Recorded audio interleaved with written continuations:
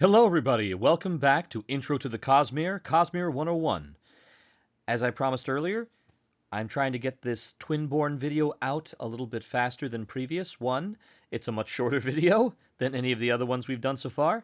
And secondly, I wanted to do this by way of apology for the long hiatus that, due to work schedules and my computer dying, I had to take on some of these videos.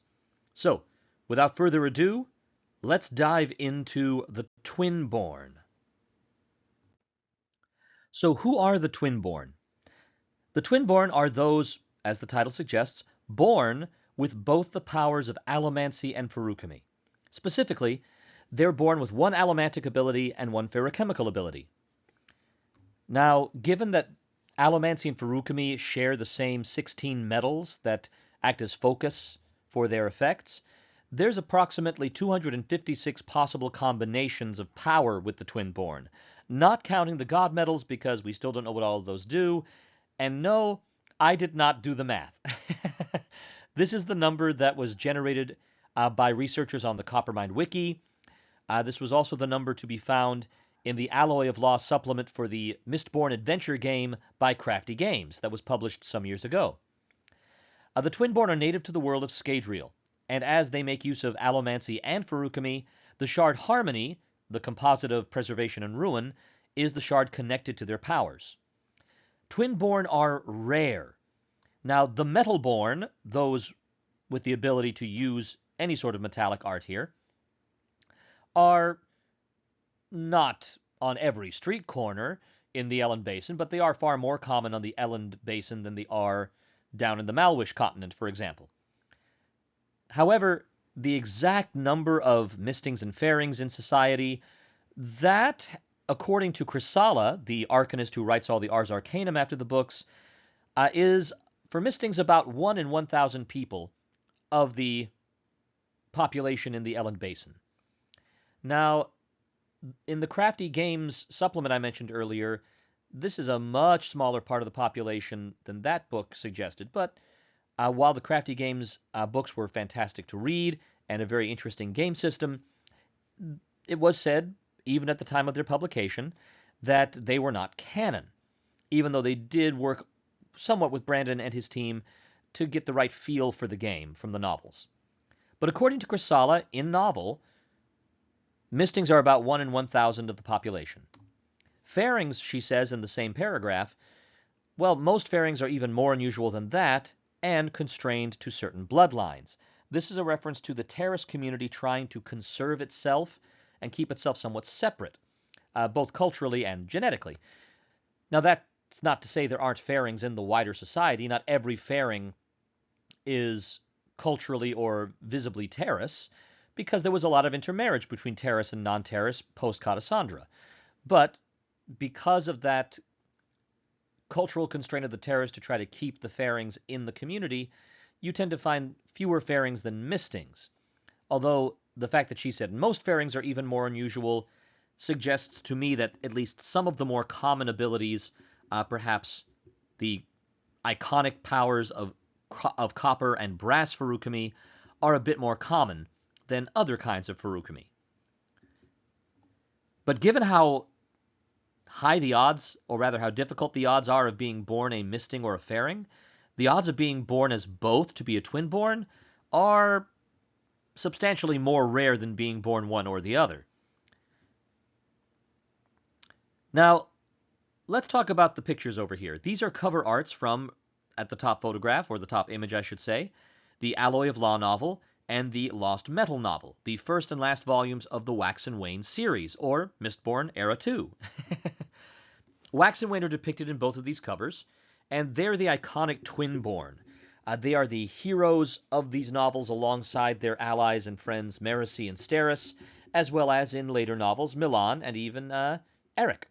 But we'll get to that later if I ever get a chance to do some character deep dives.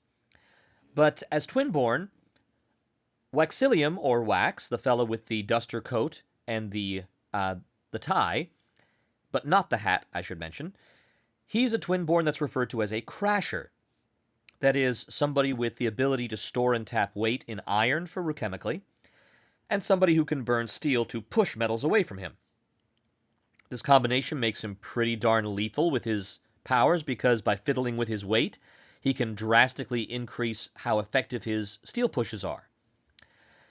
Now, Wayne, the fellow with the bowler hat in both of those images, he is a combination of someone who can burn bendalloy to make bubbles of sped up time so that the world around him seems to stand at a standstill while he's moving in a blur.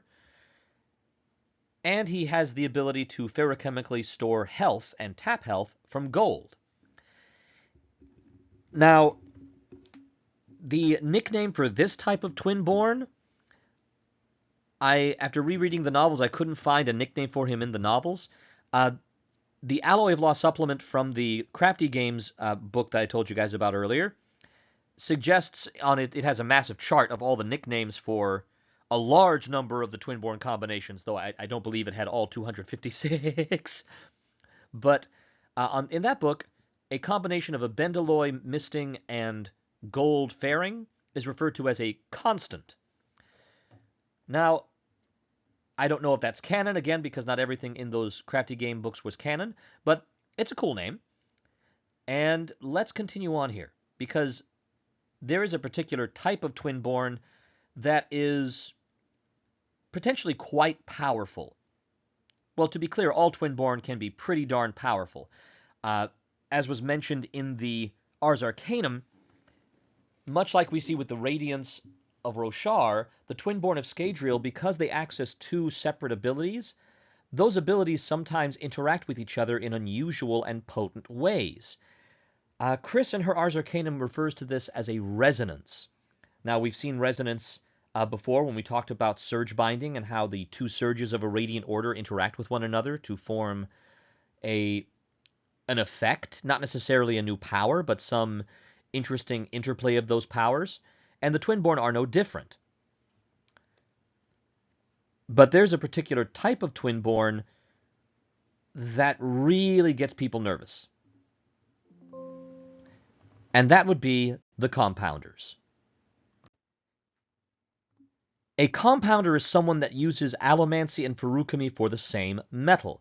Both of the examples we looked at earlier, Wax and Wayne, they can use both arts, but a different metal in each art.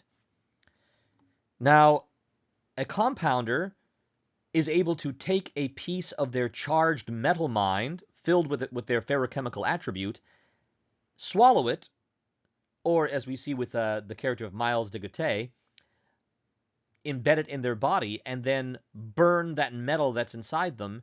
But instead of getting the usual allomancy effect of the metal, the investiture that's pulled in to the Twinborn by triggering their allomancy, instead of creating the allomantic effect, that energy, that investiture, supercharges the ferrochemical charge already in that metal mind that they're burning. What you effectively have here is allomancy boosted feruchemy. Now, this causes a huge burst of power.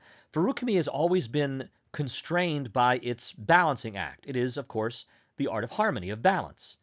You only can draw out of your metal mind what you put into it. But if you're a compounder, you can get a whole lot more than you put into it. And because it's still the same ferrochemical trait, if you have still some other metal mind on you, or still some part of the metal mind you burned on you, you can create a feedback loop. So let's say, again, in the example of Miles de Gautet, that, by the way, is the fellow with the goggles and the trench coat and the shall we say, demolition sticks in his hands in the artwork by Ben McSweeney in this particular video. He's a gold compounder, or double gold, as I believe it's Wayne calls him that in the Alloy of Law book. When he stores health in gold and then burns that ferrochemical gold, he ends up with a massive amount more health than he stored, which if he's got more gold on him, he can store that new health that he didn't have to spend time sick leave to generate at all into his remaining gold metal mines. Now, this creates effectively an infinite feedback loop if you've got enough metal to keep storing the allomantically fueled attribute into a metal mine, which you can then burn to generate even more.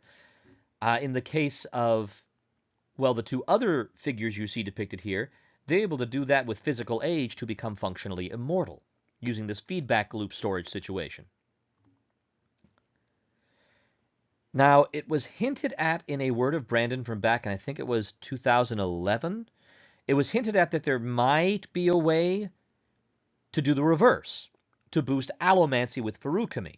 Now, I don't know how that would work because it was just a hint, but the way my mind sees it, what if you could, when you burn, say, zinc as an allomancer, could you take that investiture energy that's manifesting as emotional manipulation and store that in a zinc metal mind at the moment you're burning zinc so that you don't actually cause the effect but store it for later, the way you could store, say, mental speed in zinc?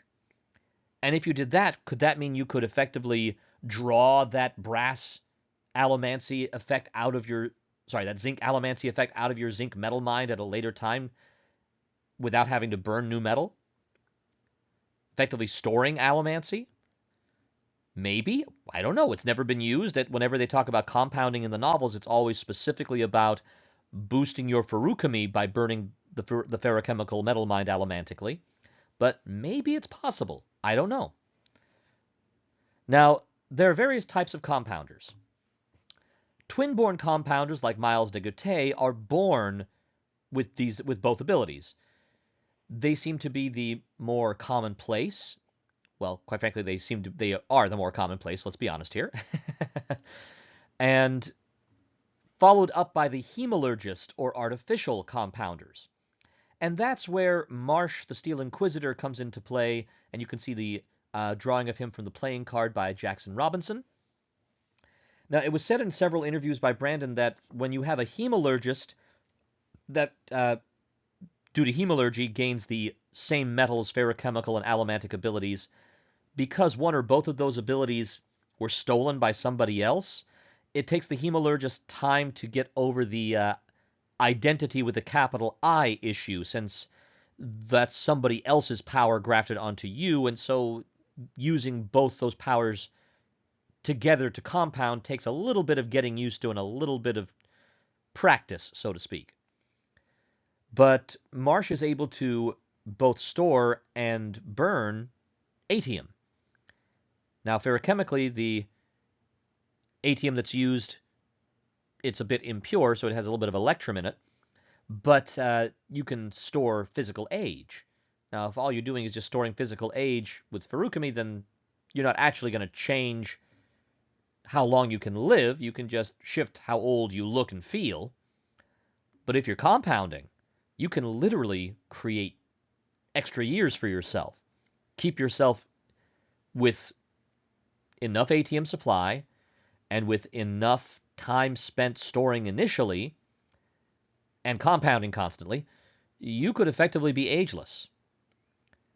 We see not just Marsh, but also the third example of hemologist, the Lord Ruler, depicted there from the Mistborn deck building game, art by Gal Orr. He was a full Feruchemist, someone who was born with the ability to use all 16 feruchemical powers, but then he burned Lerasium and became a full Mistborn with the ability to allomantically burn all 16 metals. The chances of someone being born a full Mistborn and a full Feruchemist are practically impossible, as Brandon says that the two powers take up the same space in spiritual DNA. But if you've got one and then transform yourself through external means, then you got the Lord Ruler. He's also able to compound atium to become effectively immortal, so long as he keeps his atium mines on him. Because the Lord Ruler was history's first confirmed compounder in Scadrial, the Terrace are terrified of him, if you'll pardon the pun. The Lord Ruler, if you recall from the first Mistborn novel, spent nearly 1,000 years persecuting the Terrace people, mostly to try and, well, eradicate the Feruchemists so no one could become like him, a compounder. So as we see from Wax's grandmother in the Shadows of Self novel, Terrace leaders and elders do not trust compounders. They see the combination of powers as a path to temptation and very likely a path to evil. So as far as the other Twinborn go, so long as you're not a compounder, they don't tend to look at you too badly, but they tend to want you to focus on your Furukami side of things.